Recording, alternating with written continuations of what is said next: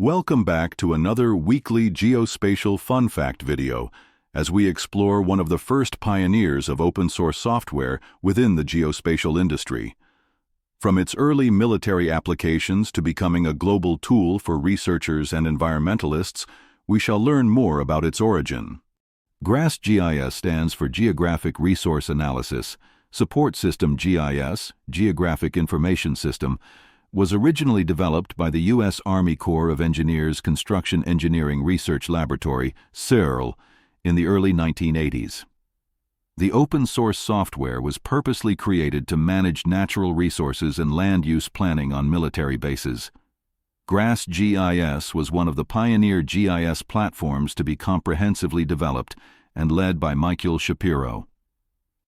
GRASS GIS started as a command-line tool in the 1980s, but as technology advanced, it evolved into a fully-fledged GIS platform. By the 1990s, it was released under an open-source license, making it one of the first GIS software solutions available to the public for free. This sparked a wave of innovation, leading to modern GIS tools used today.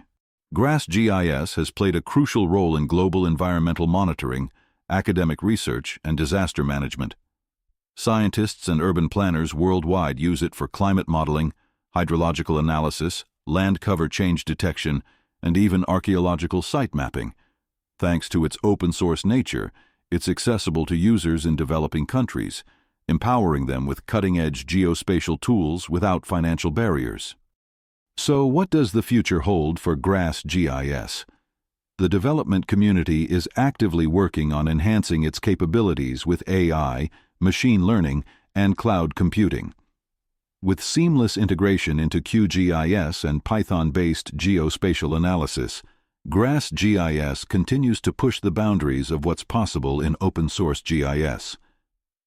From its military origins to becoming a powerhouse in geospatial analysis, GRASS GIS is a testament to the power of open-source collaboration. If you're into GIS and haven't tried GRASS GIS yet, now might be the time. Thanks for watching. Don't forget to like, share, and subscribe for more fun facts on geospatial technology.